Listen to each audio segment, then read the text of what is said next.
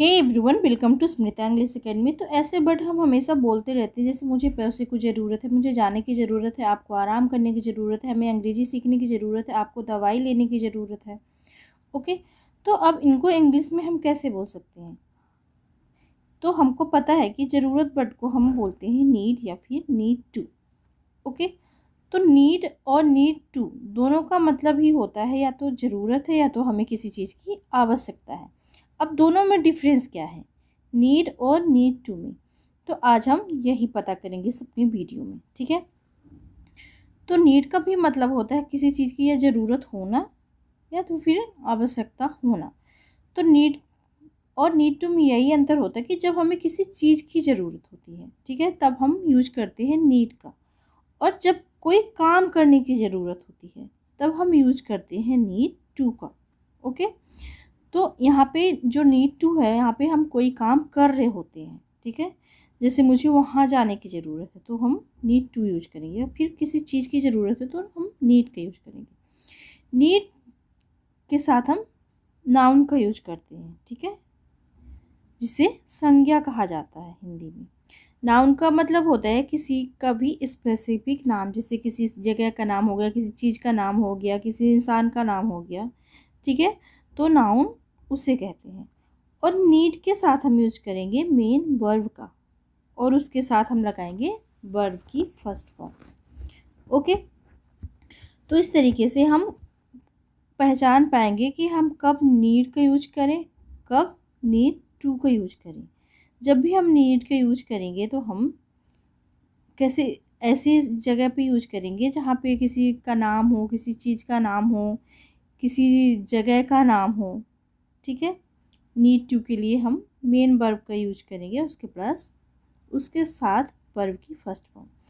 Positive के लिए दोनों में देख लेते हैं, इसके बाद निगेटिव में भी देखेंगे। तो पॉजिटिव के लिए हम यूज करेंगे सब्जेक्ट, उसके बाद नीड और उसके बाद नाउन, ठीक है। नीड टू में हम यूज करेंगे सब्जेक्ट, उसके बाद नीड टू और उसके बाद वर्ब, वर्ब की फर्स्ट फॉर्म, और उसके बाद हम यूज करेंगे ऑब्जेक्ट का। ओके, तो इस तरीके से हमारे नीड में क्या है, सिर्फ हम सब्जेक्ट के साथ नाउन का ही यूज करेंगे। और नीड टू में हम वर्ब की फर्स्ट फॉर्म भी लगाएंगे और उसके बाद हमारा ऑब्जेक्ट आएगा। ओके, तो इस तरीके से हम समझ सकते हैं कि कब हमें नीड का यूज करना है, कब हमें नीड टू का। इसके बाद मैं आपको सेंटेंस दूंगी, उस तरीके से आप इजीली समझ पाएंगे कि कब हमें नीड का यूज करना है, कब हमें नीड टू का यूज करना है, ठीक है।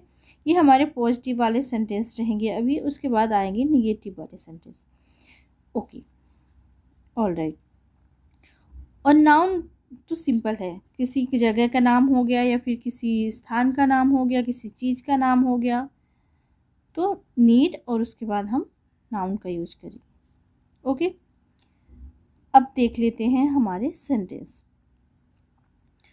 तो सब्जेक्ट होगा ही, सी, इट और नेम, ठीक है। जब भी आएगा तो नीड बन जाएगा नीड्स, और नीड टू बन जाएगा नीड्स टू, ठीक है। जब भी सब्जेक्ट में आएगा ही, सी, इट और नेम, ओके, तो नीड बन जाएगा। ये जो हमारा पॉजिटिव है, ठीक है, जब पॉजिटिव सेंटेंस बनाएंगे तब के लिए है।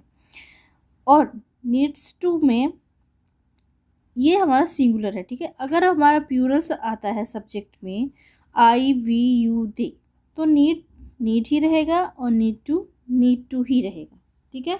जब भी सिंगुलर आएगा तब चेंज होगा। ओके, जैसे मुझे पैसों की ज़रूरत है, ठीक है। ज़रूरत किस चीज़ की है? पैसों की। ये कोई चीज़ है, ठीक है। यहाँ पे कुछ काम नहीं कर रहे, हमको किसी चीज़ की ज़रूरत है, तो हम यूज करेंगे किसका? नीड का। ओके, क्योंकि ये कोई चीज़ है, कोई वस्तु है जिसकी हमें ज़रूरत है, जिसकी हमें नीड है, ठीक है। तो यहाँ पे मुझे है, ये सिंगुलर है, ठीक है। सिंगुलर के साथ हम यूज करेंगे नीड का। सो आई नीड मनी, ठीक है। मुझे किस चीज़ की ज़रूरत है? पैसे की ज़रूरत है। सो आई नीड मनी, सिंपल। जब आपको किसी वस्तु की, किसी चीज़ की ज़रूरत हो तो आप नीड का यूज करें। अब मुझे जाने की ज़रूरत है, ये कोई चीज़ नहीं है, यहाँ पे मुझे खुद ही काम करना पड़ेगा, यहाँ मुझे खुद से चल के जाना पड़ेगा, ठीक है। तो हम यहाँ पे किस चीज़ का यूज करेंगे, नीड टू का, नीड टू का। सो आई नीड टू गो, मुझे वहाँ जाने की ज़रूरत है, I need to go there. Okay, आपको आराम करने की ज़रूरत है, I need to, you need to take rest, मुझे आराम करने की ज़रूरत है, I need to take rest. Okay, so यहाँ पे टेक क्या है, आराम करना क्या है, वर्ब, वर्ब के साथ क्या लगेगा, नीड टू। और अगर हमारा नाउन होता तो उसके साथ नीड।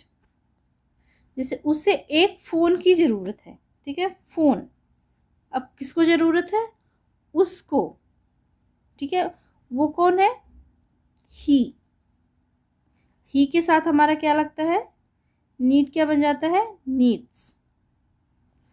सो उसको किस चीज़ की ज़रूरत है, फ़ोन की, फ़ोन क्या है, एक वस्तु है। ओके, सो यहाँ पे तो नीड लगेगा, ठीक है।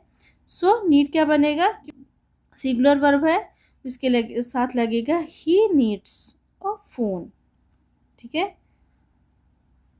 उसे, उसमें ही भी हो सकता है, सी भी हो सकता है, बट एक बार में तो एक ही होगा ना। सो अब देखते हैं हम निगेटिव, नीड और नीड टू का, दोनों का।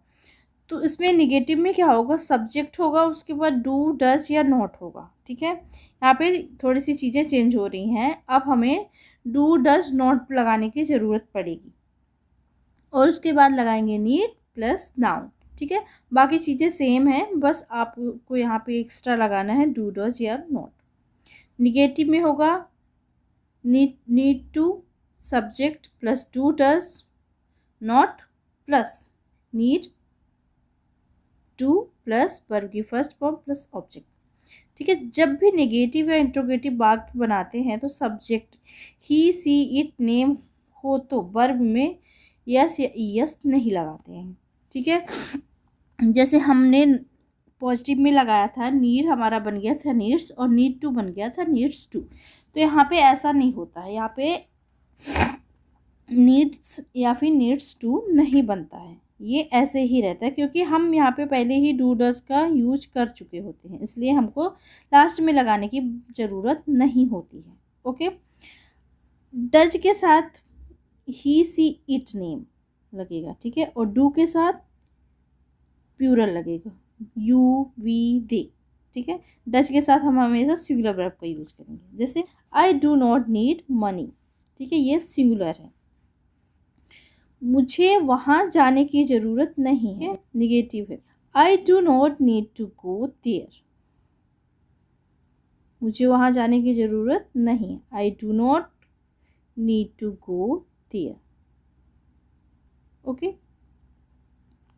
राहुल को पेन की ज़रूरत नहीं है, डू नॉट की जगह आप डोंट का भी यूज कर सकते हैं। राहुल को पेन की ज़रूरत नहीं है, अब ये हो गया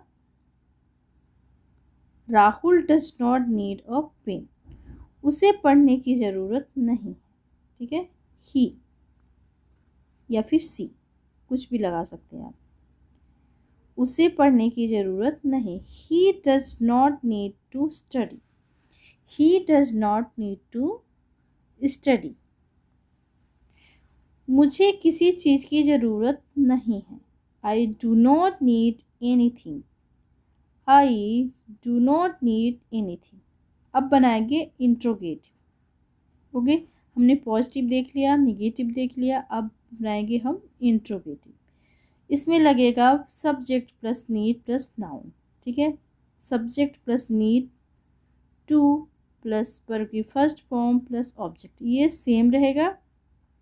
इसके पहले हम लगा देंगे डू या फिर डज, ओके, बाकी चीज़ें सेम रहेगी, लास्ट में हम क्वेश्चन मार्क लगाएंगे तो ही हमारा बन जाएगा इंट्रोगेटिव। ओके, सो चलिए देख लेते हैं, क्या मुझे पैसों की ज़रूरत है। पहले हमने क्या पढ़ा, मुझे पैसों की ज़रूरत है, ठीक है। अब इसके सामने अगर हम इंट्रोगेटिव बनाना है हमें, तो हम क्या लगा सकते हैं, जैसे आई नीड मनी, मुझे पैसों की ज़रूरत है।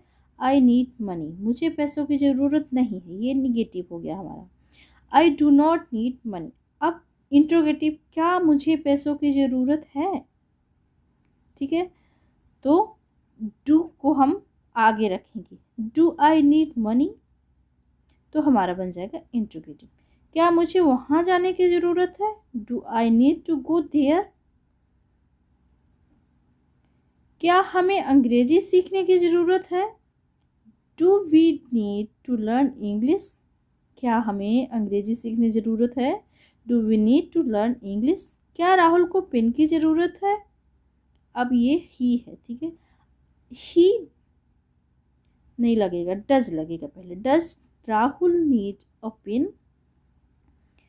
अब आप प्रैक्टिस करिए और इसका रिप्लाई कमेंट में करिए, उससे तुम्हारी ज़रूरत है, क्या तुम्हें वहाँ जाने की ज़रूरत है। ठीक है, रिप्लाई ज़रूर करें और देखने के लिए बहुत बहुत धन्यवाद आपका। Thank you for watching.